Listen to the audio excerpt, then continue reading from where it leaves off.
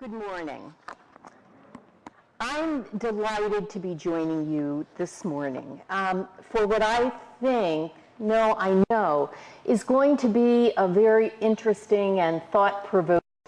How wonderful to be able to spend a day, 2 days together in midwinter, which is often bleak. Happily, the sun is shining today, with colleagues really exploring a topic that we don't have an opportunity to explore very often. As Suzanne said, most conferences that I attend really emphasize content and research. And at my own institution, and maybe at your school too, faculty rarely have a chance to talk about things like life experience, learning, and how it affects their teaching. Oh yes, we do come together for things like assessment plans, accreditation, those kinds of things. And yes, meaningful discussion often does come from those topics. And they're important, but topics like the theme of this conference today seem to me to provide us with conversations that really feed our teaching souls. So kind of like chicken soup for the teaching soul on a cold January day. So obviously I'm very pleased to be here and to have been invited by the AFACT board to speak with you this morning. I thank them. And in particular, I thank Richard Siciliano and Nancy Cannon for everything they have done to make this such an enjoyable and easy experience. Now, as I say, this is a very interesting topic to me. And when I was told that what I should speak about was living and learning, the dynamic interplay between life experience and learning, I was intrigued. And there were a number of questions that came to mind. Part of this seemed obvious, and it does, doesn't it? The idea that internships, that field work, that practica experiences, that service learning are very meaningful ways for students to connect what they like to call real experience, real life, to classroom learning. Well, that makes sense to all of us, and that was pretty clear to me. But I also began to wonder about other connections and how the connection between life experience, learning, and teaching had affected me, both as a teacher and a learner. And that's partially what I would like to explore with you today, and I'm certainly really looking forward. We have a question-answer period at the end, but I'm hoping it will be more of a conversation. So, what is this connection? As I said, we can see it in internships and fieldwork and practica, service learning very easily. We can also see the positive effect life experience has on learning when students come back to us after having worked in a particular profession. And I'm thinking about LPNs who come back and want to do an RN. Or I'm thinking about the parents I work with who, after volunteering in their children's schools or working as teacher aides, decide to come back for a post-baccalaureate certification in elementary or secondary teaching. Or someone who has worked in a trade and now decides that, yes, indeed, they want the credentialing that will help them advance in that career. For these students, the classroom learning is often very, very meaningful because they can make so many rich connections between what they have experienced and what they are learning. They also often come to us with a real sense of purpose and excitement. This is something they very much want to do, very much want to accomplish, and that excitement spills over into our classrooms and often helps motivate other students. But then I thought, life experience or lack of life experience can also hinder learning. And anyone who's taught knows how this works. Whether you're working with nursing students or teacher certification students, or I imagine students who are learning a trade or a profession and have some experience in that area, have worked in that area, are bound to hear, those of us who work with these students at some point or another, but that's not how we do it in the hospital, in the classroom, on the job. And at times, when I worked with nursing students with test preparation, oftentimes their actual knowledge of what happened in a hospital caused them to get a question wrong on an exam. So that was an intriguing idea for me, that it can be a hindrance as well. You and I both know that lack of life experience can also be a hindrance. It can cause confusion and difficulties. I see this with our young students coming to Westchester who are first-generation students. And they so very much, and their families so very much, want them to succeed and want them to have a college degree, but nobody's quite sure what that exactly entails and what it means. And I'll be talking a little bit later about some of the things that I have worked with that try and help those students obtain life experience, actually academic life experience. I also see it with our pre-service, our very young pre-service teachers, because some of them come having no idea really what teaching is about. And actually, some of our returning adult students who have been in other professions and come back to us just kind of think that teaching would be a nice job. 10 months, they like kids, who doesn't like kids? And they do not have the experience. And when they get into their first field experience, that's where life experience is very important, they begin to question whether, 8 hours a day with these little ones and all the work that happens on the weekends and at home after school is really what they want to sign on for. So these were some of the thoughts I had about this topic. That, of course, led me to teachers' life experiences, because we bring our lives into the classroom as well. And actually, for me, it's one of the beauties of teaching. Not too much information. We all know teachers who somehow, cross that line. But I don't think we can help but bring our life experience into the classroom. And at times, it is very deliberate, isn't it? I'm thinking about my friend Helene Wolf, who taught in Philadelphia for many years.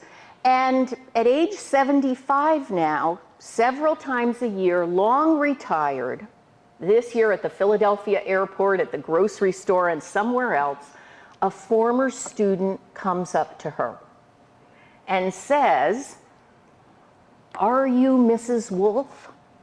The Mrs. Wolf with the dance workshop?" And Helene will smile, and yes, and the student will then tell Helene how important that experience was. Now, what you need to know about Helene is that Helene was a marvelous second grade teacher, but from a very tiny age, she was passionate about dance. Took all kinds, ballet, tap, modern, she'll try anything, clogging, loves dance, even takes dance classes to this day. And when she went to Philadelphia, she realized that the children in her K-8 school loved to dance. and they loved the popular dances of the time, or of the times. And so she started a dance workshop after school, and children from all the grades could join. And she used their life experience, what they were enjoying at home, in the playground, on the city street with dance, to then introduce them to ballet, to tap, to Latin dance. And they had a lot of fun, but they were very serious. Helene dressed like a dance instructor with her, not a tutu, but her leotard and her skirt, and the kids, she made sure kids had tap shoes and toe shoes, and really, from the reports and from people now, many years later, who stop hear her, that her passion had a huge, huge effect on many of those young people in that school. Now, I think for most of us, I don't have that kind of experience to report. My experiences are much more like an experience I heard last night. We were at dinner, and Colleen Wheel, who many of you know, talked about the fact that in her nursing classes, she uses her husband as often for her case studies. And the one that she told us about was her husband stepping on a board with a nail or something like that and having to rush off to the emergency room with him. And I'm sure as she was driving, probably not, later she probably thought, this will be used in class, okay? And a young student she'd had actually met them in the emergency room and said, "Oh, Mrs. Wheel, is this your husband?" "Yes." And then the student sort of interviewed the husband and then leaned back and said, "Oh, Mr. Wheel, I understand why Mrs. Wheel uses you as a case study." Yes. And so, I think for all of us, for me and for you, one of the beauties of teaching is this interplay. That oftentimes something happens to us, we experience something, and I hate to say it, but one of our first thoughts or second thoughts is, I can use this in class. Or, how can I use this in class? I jokingly call this interplay between an educator's personal life and professional life an occupational hazard. It seems to always be there, doesn't it? Really now. You can be, no matter what you're doing, you can be on a beach in the Caribbean, and something will happen. No one else in the crowd is thinking about work, and something happens, and you either file away to yourself, "Oh, I could use this in class," or you actually say it out loud, and if you're in my family, you will hear the groans and see the rolling of eyes. Yes, of course she's going to use it. For instance, several years ago on a summer evening, I rented the movie World's Fastest Indian, starring Anthony Hopkins. If you don't know that movie, it's a very quirky little biopic about a New Zealander, I think it takes place in the 1960s, who in his retirement really lives his passion. And his passion is the rebuilding of a 1920-something Indian, that's the brand, motorcycle. And his dream is to race it at the Bonneville Flats in Utah. New Zealand, Utah. Okay. He is a very quirky character, lives in his garage with the motorcycle. Oh, it goes, if you've seen the movie, you know what I mean. It's just a very quirky film, very enjoyable film. Interesting, eccentric character. I finished watching the film, and what do I think? Wouldn't this be a great film for students to apply goal setting and characteristics for success? Now, I'm sorry. What sane person in any other profession would understand this idea that you go watch a movie on a Saturday night, have your popcorn, and you're now coming up with a lesson plan. No, you know I'm not a workaholic, and you know I don't live, breathe my teaching, thank heavens. That's not me, and that's, I hope, not you, but maybe it is you, I don't know. But these things happen all the time when you're a teacher, and there's no escaping them. For me, these moments are part of the real beauty of teaching. And then I began to also think about the interplay of students' experiences in the classroom where the teacher becomes the learner. And I know this has happened to you as well as to me. We have student life experiences, teachers' life experiences, and the teaching and learning all working together. And it seems to me that the classroom is or can actually be a life experience in itself. What happens in our classrooms, I think, is that they're almost organic. They are always, the teaching and learning is always changing and evolving based on life experiences. When I was a very young teacher, in a former life, I was a social studies teacher. Middle school. My first job was in rural South Carolina in one of the poorest school districts in the state, probably close to one of the poorest in the nation, in a K-8 school. And I decided that with my 8th graders, we were studying American history, that I would use spirituals, the slave songs, as one way for us to talk about the Civil War and slavery. And so I began in my, now you have to remember that the children I taught probably had rarely encountered someone like me. I was from the North. I spoke differently than every other teacher they'd had. You know, I was just different for them. And so in my best Episcopalian hymn singing voice, I began to sing Steal Away or Go Down Moses or Follow the Drinking Gourd, because I was sure that these songs would really resonate with my students. And what did I get? I got these very confused looks. And then I got very confused because here I was, you know, a first or second year teacher, and I was sure that this was supposed to really resonate and that we were going to have a fabulous lesson. And so I continued in that Episcopalian, you know, hymn singing voice, probably trying to belt it out just a little louder, but really beginning to wonder, when all of a sudden one of the children, one of the students in that 8th grade class, the light bulb went off and he said to the others, "Oh, I know what she's doing." Okay. And the others looked at him and he then, I can't remember what he said to them. He said something to them and then they all turned to me and they said, "Miss Beeghly, you sit down. Michael does this in church on Sunday, and Michael will do the singing." So much for my, no, I have an untrained voice. I was going to say so much for my voice training.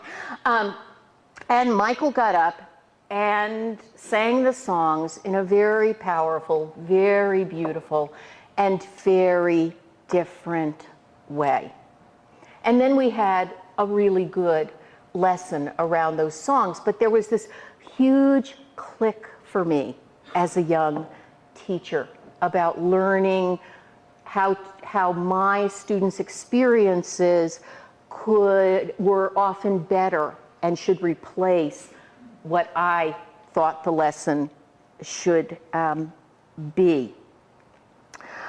Later, when I was teaching LPNs who wanted to become RNs, and they were mainly Latina and African American students.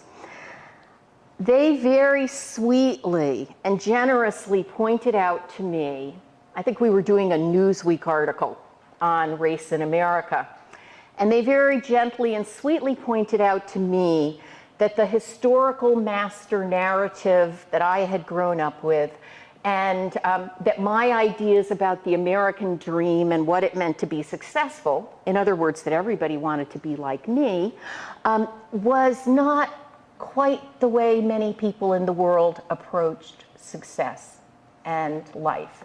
And this, again, was a wonderful click for me. So our students' experiences often very powerfully influence our learning and what we do in the classroom. And so what I'd like to explore for the rest of our time together are several programs that I've been involved with that really, for me, have worked with the intersection of student life experiences, teacher life experiences, content, and teaching and learning. You and I understand that all students, whether they are developmental first-year students, undergraduates in transfer or technical programs, or graduate students, I have an interesting job. I teach first-year students, often developmental students, study strategies, and I teach in our graduate program. So kind of both ends of the spectrum at Westchester. So I need to include them in my remarks. But we understand that whether our students are first-year developmental students, undergraduates, or graduate students, that they need classrooms that encourage them to weave knowledge bases that are sound, strong, and in some way unique. This academic weaving should be challenging both for students and those who teach them. Classrooms should be places where teachers and students together construct meaning, take intellectual risks, and work creating more and more intricate patterns of knowledge. And I truly believe this. And this is what, in my classrooms, not always successfully, as you have seen from my previous examples, I try to do. So it's important in my classrooms that we begin with what students bring to the subject matter, the classroom.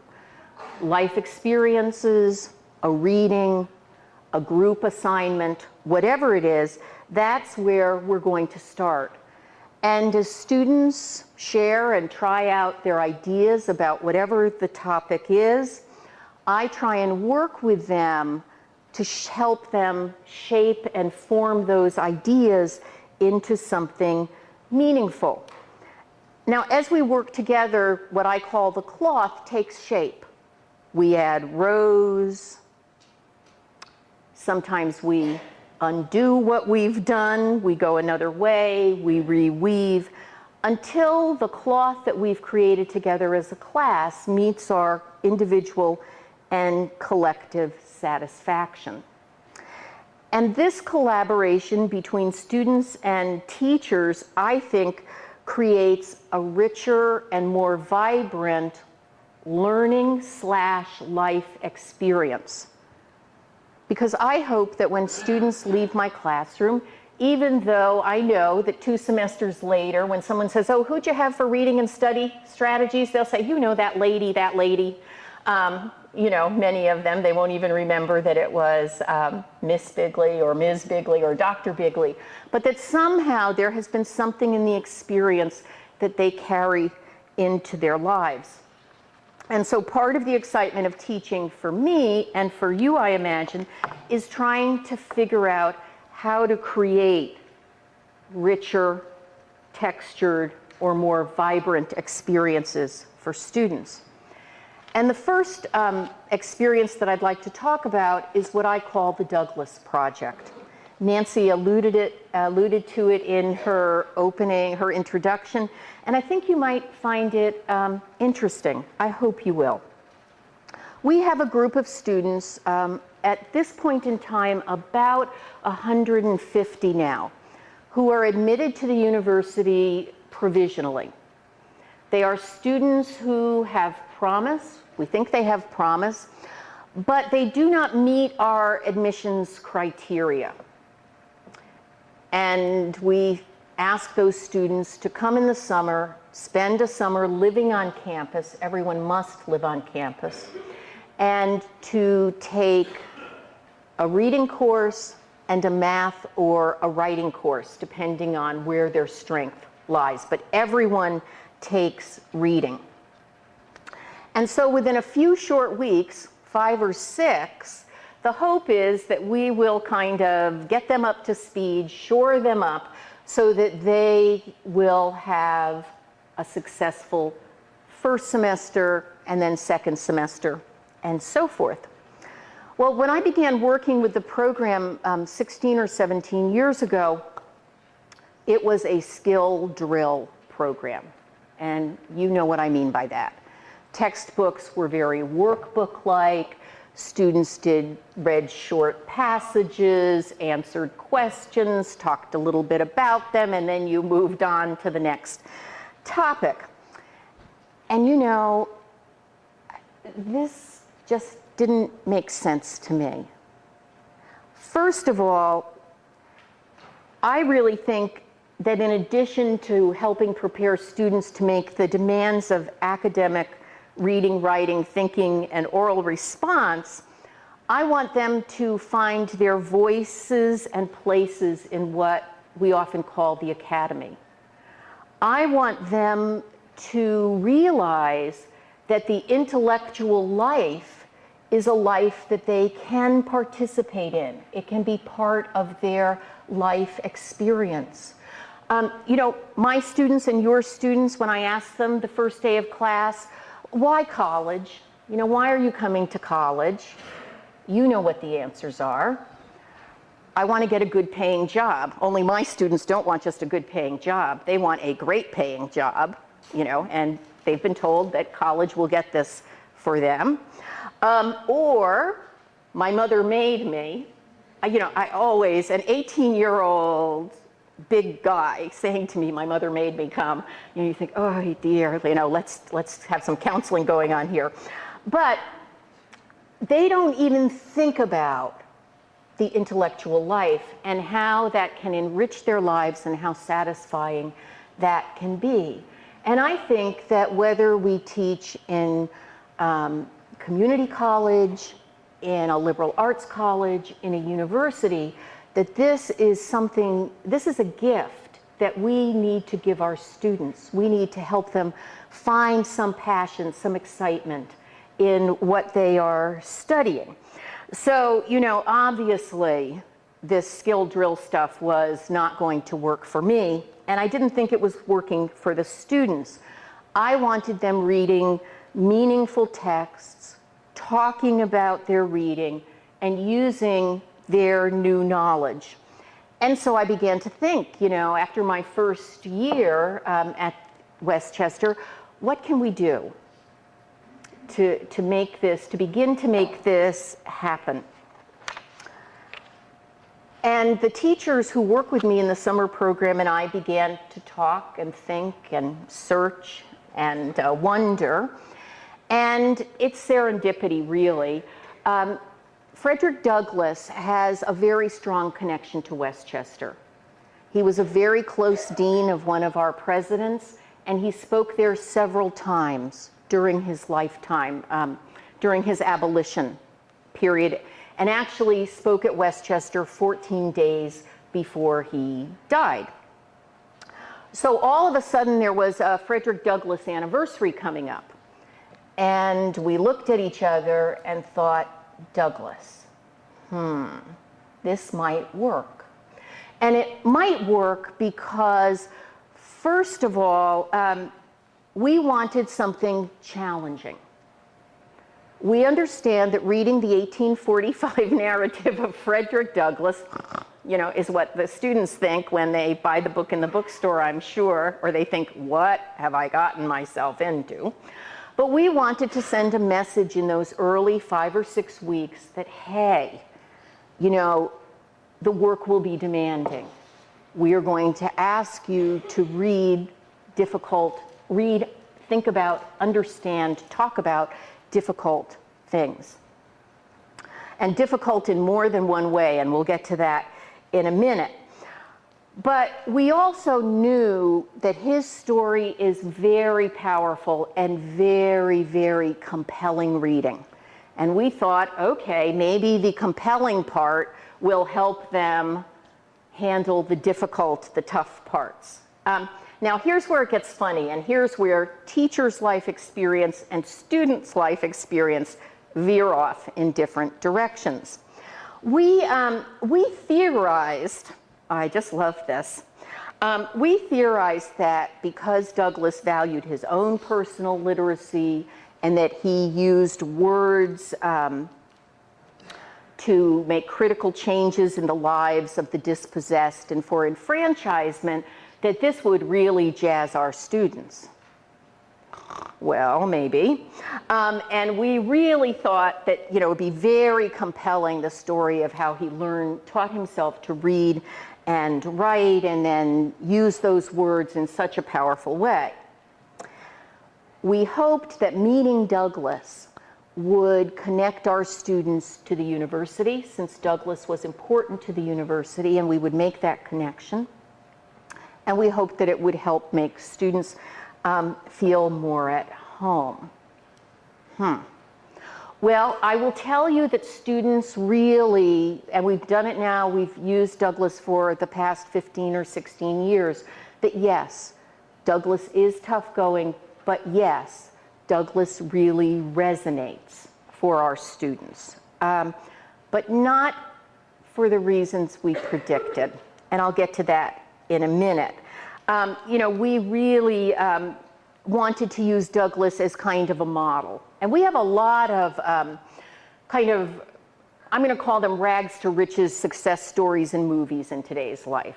Don't we? The pursuit of happiness, you know, someone down and out, but really dedicated and really bright and, you know, really, okay, so all those kinds of stories. And that's what we thought the Douglas story would do for our students, because most of our students in the summer program are first-generation students.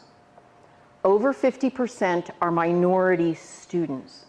And as you know and I know, these students and their families are very excited about attending college. But college and the academic life is often an unknown, a very different environment, an environment that is not comfortable. And we were hoping that in addition to learning how to weave complex and vibrant understandings, we would welcome students into the university. They would become insiders. Well, the good news is both things, I think, have happened, but as I said, for different reasons. What was interesting for us, and we soon realized, was that it was not Douglas's teaching himself to read and write. Well, yes, they acknowledged that, and they, you know, admired that. But it was when he challenges one of his slave owners, a man he has been hired out to, actually, Mr. Covey. And he finally, you know, he decides, I don't care if I live or die at this point. I am taking a stand. And he fights Mr. Covey in the barn and really whoops him. Oh, my goodness. They stood up and they cheered practically. And doesn't it, in terms of their teenagers' life experience, make sense? They're very interested in resistance and rebellion and not taking stuff from somebody when it's not fair, and as they would tell me, not sucking it up, you know, and all of these kinds of things. So we began to realize that what we needed to pursue was the idea of resistance, and what Douglas's story told us about resistance. What's interesting was that our students I think like many Americans, had the mistaken idea that enslaved African Americans did not resist, that only a few, Nat Turner's Rebellion, not John Brown, those who joined John Brown. Well, when in fact we know that African Americans who were enslaved resisted daily. They resisted by daring to love, to be loved, to marry, to have families when those families were most likely to be torn asunder. They resisted by work slowdowns and some of the chickens mysteriously disappearing from the coop every so often, by burning down the feed barn. And oops, nobody knew how the feed barn had burned down. They resisted by creating stories, songs, art, quilts in particular, I think, that have lasted now for over 150, 200 years. But our students had no idea about this, and so they became very, very concerned. Why didn't these folks resist? What was wrong with them? Why was it only people like Douglass who ran away, who seized Mr. Covey? I honestly, in the beginning, could not answer any of these questions that they had, So of course, I started researching so that I researched slave resistance. We brought in scholars to come and talk about the daily resistance that went on. So we had visiting professors in our classrooms. We created materials. The faculty read, educated themselves. Until we were able to provide students with experiences and materials that showed that enslaved African Americans were active agents in their own lives and resisted on a daily basis very often. That was our first big change in the curriculum. And again, it was based on student experience and our experience. Recently, the curriculum has changed again. And it has changed again in that our students really began to want to explore the connections between Douglass's experience and what has happened historically in the United States and in other places of the world. So they really wanted to study and explore oppression and conflicts. And so we again, get out the research and learn something new. We began to look at the Middle East, at the genocide that took place in Cambodia, at the Holocaust, at life under the military junta and dictatorship in the Dominican Republic. And we began to gather materials that would help students. We always read Douglass first and explore Douglass, and then we make connections to the other things that we're reading. I will tell you that one of our top sellers that we introduced several years ago is Art Spiegelman's Mouse and Mouse 2. We had never used a graphic novel before. Again, we know that many adolescents are very interested in graphic novels, but you know what? Our students were not very familiar with them. And so we introduced Spiegelman, and now when I ask students, what's your favorite book? I still get Douglass as an answer, but I often now get Mouse as well. We also, some faculty members also began sharing the film American History X and began exploring the whole idea of racism in America because, 17 years ago, 16 years ago, you cannot read Douglass, well, maybe you can, and not talk about racism in America and race in America. But why do it then? for me, the academy is the place, if we cannot talk about difficult subjects in the academy with young students to show them that this is how we will figure things out, then what are we doing? Why are we there? At any rate, we also were very fortunate, we also want to go out into the community and have students realize that what's happening in the classroom, that people in the outside world are also interested in. It's not just Dr. B and this is her thing and so we're all gonna live through it. But that other people are interested in this as well. And we were very fortunate that Chester County Historical Museum did an award-winning two-year exhibition called Just Over the Line, the Underground Railroad in Chester County. And what that exhibit looked at was the conflicting views of slavery and the Underground Railroad in Chester County. That we had Quakers who were abolitionists, but we had Quakers who thought, shouldn't really get too involved. We had people who worked actively on the railroad and people who tried to thwart the railroad. The county was not of one mind. When are Americans ever of one mind? And so this was perfect. I got to train as a docent. I signed up the minute I heard that the museum was doing it. I thought, okay, here we go, a new life experience. I signed up and was trained as a docent, and oh my, elementary, middle, and high school groups are the groups that I most often went through the exhibit with. And then in the summer, all of our students went to the exhibit. We had a common assignment for them, not a scavenger hunt type of exhibit, that would have been silly, but an assignment that really had them see the connections of how what was happening to Douglas played out in a real place, a place where they were going to school.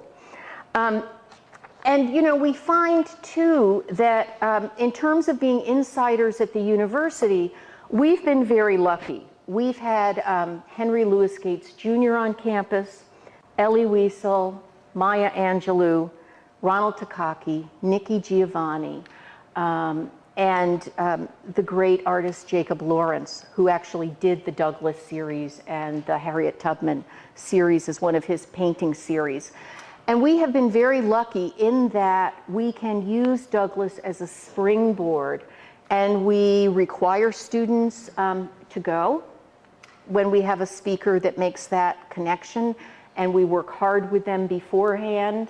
And afterwards, they always tell us how much they felt they were in the know. This happened particularly with Henry Louis Gates Jr., because he spoke about Douglas, and our students had just studied Douglas in the summer, and they were in the audience, and here was this intellectual, very elderly years, and students really expressed delight and surprise at wanting to read class assignments. Comments range from, I seem to want to read more about what the man was about and what he stood for. Or, the book kept me focused and influenced me to want to read more. At times, I didn't want to put the book down. I was finally reading this summer. And of course, my favorite is the young woman, and these are anonymous, so it's not that they know, this is what Dr. Beeghly wants to hear, and is the young woman who wrote to me and said, I felt as though I were Douglas's lifeline, and that if I stopped reading, he might not succeed. To be so involved, it's very sweet, but it's also to be so involved in reading an 1845 text, for students who may pick up a magazine once in a while. Now, of course, that the discussions in class were often heated, sometimes painful, but students were very eager to maintain the dialogue. And interestingly enough, the dialogue often traveled beyond classroom walls. Students discuss class readings outside of class with other students, roommates, family, friends. One of our students wrote, "I discussed it, Douglas, with anyone who was willing to listen." Can't you imagine weekends at her house when the family is sitting down to barbecue or, to hamburgers on the grill? While another reported, "The book moved me. I felt I had to share it. I should share it." And this happens happily not only with Douglas, but we've read the book First They Killed My Father, about the Cambodian genocide by Mizong, and students talk about that book with each other in the residence halls. We've read the book Slave, about modern day slavery in the Sudan, and they have talked about that. Kindred, which is it's the great Octavia Butler's book about time travel back into slave times from modern times, and of course, Mouse.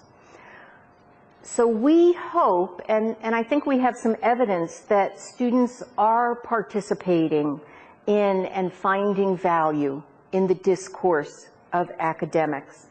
And for some of our students, school reading has never been so meaningful, so important. And so that has been extremely, extremely gratifying for both teachers and for students. We, every year we survey students, and the first question is, should we continue to read Douglas? Because we have always said that there may come a day when Douglas is not appropriate or is not meeting the needs of our students. We need to be open to that. And every year, no, Douglas is very important to our students. We also ask students and faculty about other books, other topics, questions they would like us to pursue in the summer. And we use those as springboards. And again, those things lead to faculty in the program researching, finding materials, figuring out how we will all use those materials. So for faculty, it is an extremely rich experience, I think.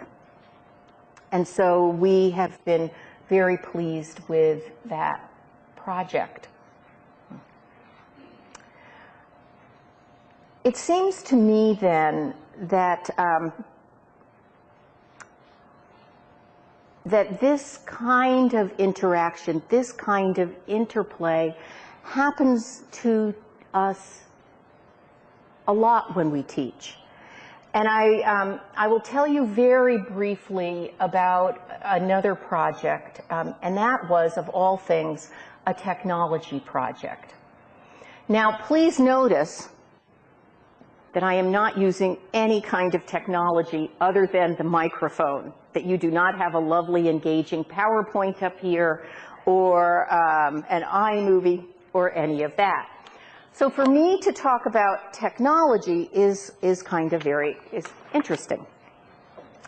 But several years ago, in one of my upper division classes, actually a graduate class, so we're at the very other end of the spectrum, I began to wonder about class discussion. And what I'm going to say to you is that my graduate students are in their mid-20s to late 20s. They are beginning teachers. The state of Pennsylvania says within 6 years you will have your master's. And so our students do not have the luxury of getting used to teaching in their classrooms. They have to start back to school right away. So they're like many, in some ways, many students at the community college. They're juggling jobs. They have young families, or they've just gotten married, and now they're going to come back to school. And they're coming back to school because they must. Not given, I don't know if given their druthers, they would start right back in. So many of the stresses that adult returning adult students have, our students have as well, including financial. You know, they often are having not the kind of difficulty that many people have meeting expenses, but they have college loans to pay off, on and on. At any rate, I began to wonder about discussion in class. It seemed to me, particularly in my children's literature class, that we would get to the end of a time, 30 minutes to talk about a book, and we'd pack up and leave to go home, and I would be vaguely dissatisfied. Could we have said more? Was there more to say? It just didn't feel right. And then I began to think about technology. Now, I have to tell you that I think the discussions in my class are quite good, actually. I feel funny saying that, but my student evaluations and peer evaluations say that. So I was sort of satisfied. But I began to wonder. My students had grown up with all kinds of technology. They had grown up with computers. They had grown up with CD players, pagers, mobile phones, all kinds of things. Was I limiting the learning in the classroom? Was I limiting my students' learning experiences because of my life experience? Because, hey, I don't want any of that. Please. I didn't have a cell phone for a long time. And no thank you. And so I decided that we would try electronic discussion. And I was very interested in several things. The research says that technology, unfortunately, is most often used for housekeeping. The syllabus is up there, or the questions for next time are up there, or please sign in, that kind of thing. But that it really could be used to create grand conversations, conversations where students really rethought their views, really questioned each other, that it could create classroom community, and that technology could help us individualize instruction. I'm sorry, I really didn't buy any of it. I said to myself, oh, okay, maybe, I thought, who can do better than moi at creating classroom community? I mean, really, come on, a machine, something that goes into space, out there, something I don't understand. Okay. And so I devised a 2-week assignment where students in small groups talked online about the historical novel for middle school, Roll of Thunder, Hear My Cry. Now, it's a very compelling novel, and I thought it would be a good one. And guess what? Surprise, surprise, surprise. You know what happened. First of all, students didn't need me. Uh-oh. Yeah. Ooh. I put my name on each of the groups, and students carried on the discussions, never needing me. One group, I think they wondered if I were really reading. Their entries wrote, "Hi, Dr. B, we're really enjoying this." I thought, you don't think I'm reading these entries. Wrote back. Another group asked a very sincere question. But in 10 groups or 15 groups over 2 years, they took over. They absolutely, my only instruction to them, we discussed books in small groups throughout the whole semester, and this was at the end, but my only instructions to them were, please talk about craft, connections, or classroom uses for this book. They didn't need me. They also set higher standards for each other and met them than I set on the rubric. That was fascinating. Now, of course, I will, and when surveyed, they said that these discussions, oh, my heart, were more meaningful, richer than the 30-minute in-class discussions. Like a knife to the heart. But here's what was so interesting and made such sense. Because of their hectic lives and their schedules, I'd set the discussions up as asynchronous, so not chat rooms. They could log on anytime over the 2-week period. In groups, they had discussed how they would divide the book and kind of when they would talk, but not specific times. And what they reported back to me was that time was the thing that technology could provide them that I could not. Doesn't it make sense? First of all, they had time to read and reread fellow group members' postings. I mean, and you know, there are some elementary school teachers who are very compulsive. I had one who printed them out, highlighted them, made notes, checked the text, and then wrote her answer. You know, there's always one. My others, I don't think, were quite so obsessive about it. But it was that time to think while they were doing the dishes, not to have to respond the way we respond in face-to-face. They loved being able to come back to an idea. In a class discussion, if I interrupt you, we may never get back to your idea. And later you think, I really wanted to say that, and I didn't get a chance. Well, here they could have their say. They also often, and this happens to all of us, leaving class on the way home, something else occurred to them about what the book we were discussing, but too late, goodbye. Next week is a new book. But in a 2-week period, they could get online and write a sentence that says, hey guys, on the way home I just thought of, and people would actually respond to them. It turns out that, of course, quieter students were more involved. Sure, in a small group, during a discussion, a quiet student, unless you really plan for every single person participating equally, is not going to say as much as others. But online, in their own time, in their own space, they were able to participate more fully. And group mates commented on this. I mean, sometimes a little too bluntly. Geez, I didn't know Nancy was so smart, you know, because Nancy had been quiet in class and had not said the kinds of things that she was now writing. My students believed that the electronic discussions were successful because of the work we had done in class together, leading up to them.